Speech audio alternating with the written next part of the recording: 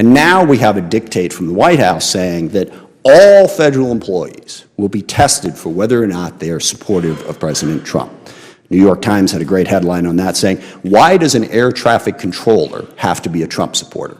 Well, I would ask, why does an acquisition professional have to be a Trump supporter? If you're focused on loyalty, you're not focused on competency, you're not focused on ability, and it is the wrong way to go. Even within the budget, we see the influence of the president over the influence of common sense. We've all heard about the Golden Dome.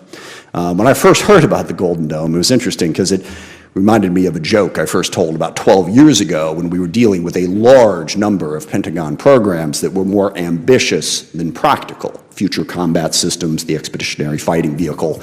You know, basically they had, well, this is what we want. And we had this joke that, well, all I want is sharks with freaking laser beams attached to them. That became the armed services thing. I actually have a little plastic shark that my staff made for me with a laser beam attached to it. Making the perfect the enemy of the good is a problem. And nobody on this committee knows what Golden Dome is. And the other thing that's really important about this, contained within that is one of the most important national security threats that we face.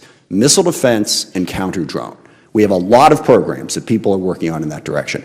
What happens to those programs when we take $25 billion towards a project that no one can explain and no one can understand? And again, we don't have a budget, so we're taking it on faith. That is deeply troubling. Equally troubling is the Air Force One airplane that we got from Qatar. There's all kinds of ethics problems with that, which I'll leave aside for the moment. But that airplane is going to have to be fitted to be Air Force One. It's going to cost hundreds of millions of dollars. Again, no transparency. We're not told what that's going to cost and where it's going to go. But because President Trump wanted it, he gets it. Hundreds of millions of dollars goes out the window. We don't have the capacity to sort of say, sorry, sir, that's not a good idea.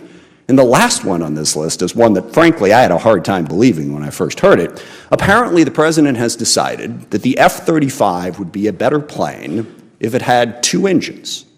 And to a certain degree, it's hard to argue with. I guess 2 engines is better than 1, except that you can't just add a second engine to the F-35. This is a program that's taken us over 25 years, and we are, knock on wood, finally to the point where we're going to have the plane. And I would have thought this would have been dismissed, but I hear defense contractors, Pentagon, they're looking at this idea. It is okay to tell the boss that he's wrong. We all have dumb ideas. It's good to have people around us who have the capability and the competency to say, no, we're not going to do that. We're walking down the wrong direction.